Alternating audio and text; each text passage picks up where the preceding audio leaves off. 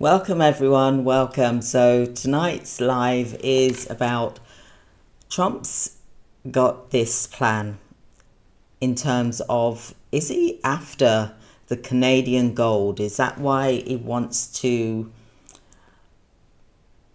make that the 51st state? You know, if this happens, this just changes everything for Canada as well as the USA. So today's live, I'm going to be talking about that in more detail, but I'm also referring as well to the gold and silver markets, the stocks. So Canada's wealthiest gold mine is what I'm talking about today, because this is part of a 10-part series, and it is a major gold mine. It has stocks and investments, is absolutely huge. So imagine the map of Canada, right? And you've got, like, on this map there's these regions where the gold mines are. You would see quite a lot of gold mine minerals. A lot of wealth is actually in Canada, for example. So this is a 10-part series, and on this video today is part of the world's wealthiest gold mines and why Canada is a global gold mining powerhouse. When I say powerhouse, I mean a powerhouse. So today, the price of gold currently at the moment is just at the 3,000 mark per ounce, for example, and it is surging, it's growing. So there's more demand for gold and silver, for example. And do you really think that if you owned a gold mine, would you be interested in holding mining stocks, knowing what you know today? Have you ever looked at this?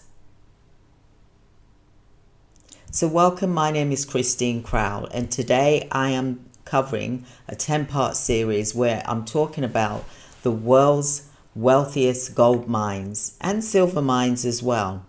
And Canada is a major gold mine. Now, I'm going to highlight to you the biggest gold mines that they own, for example, and this matters especially to, I believe, the Donald Trump.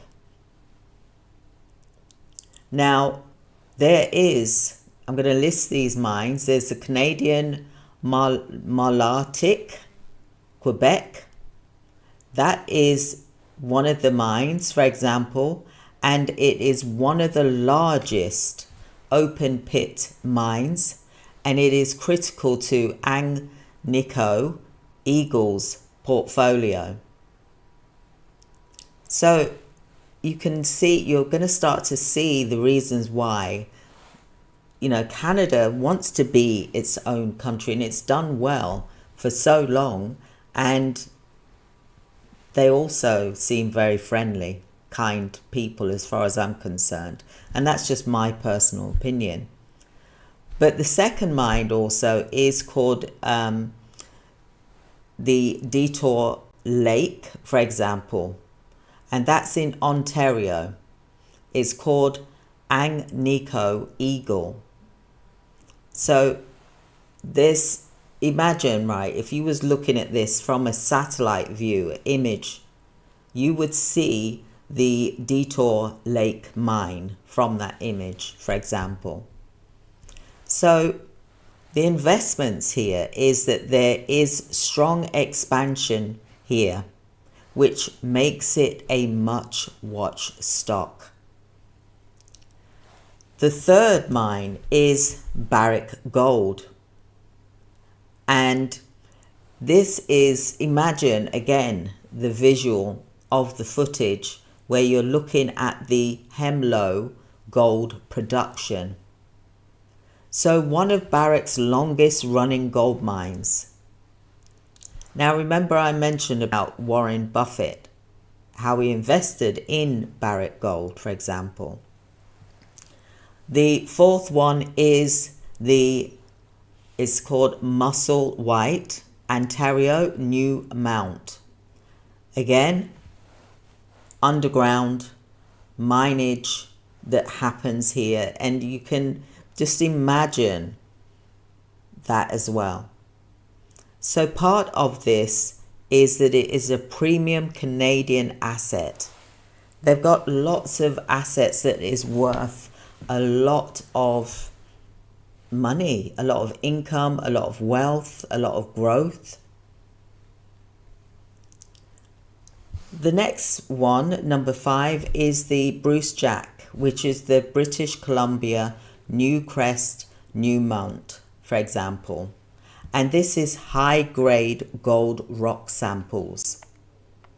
So this is known for extremely high-grade gold deposits. There's quite a lot of gold mines here. The next one is Quebec, New Mount, called can't pronounce it right. Elimore in Quebec. It's New Mount. Now, this had challenges of operating in remote areas.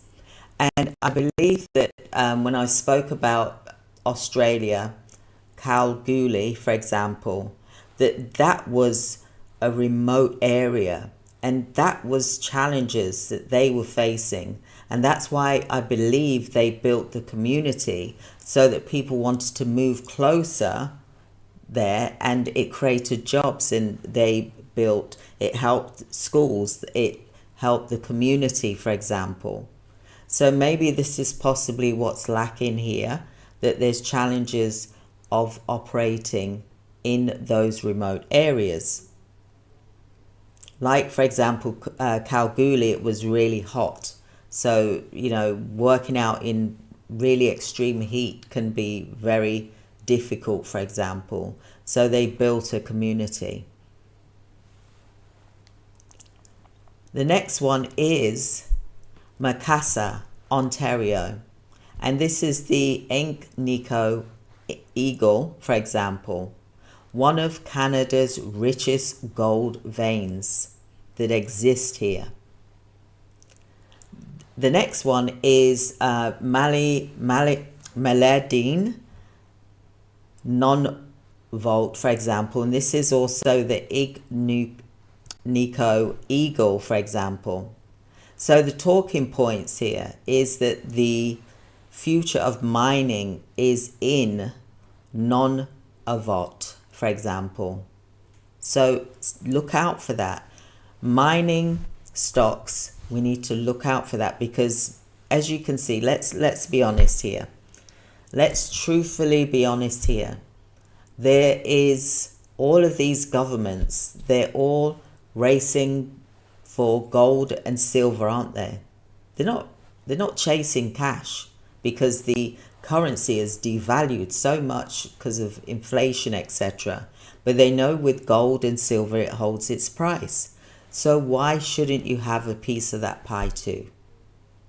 Why should you not have that? Silver starts at $35 for an ounce, for example. Gold currently at the moment it's gone up to 3,000, for example, per ounce, for example. And it will keep going up, but I believe that silver is going to actually be the tortoise and actually win the race because of the demand.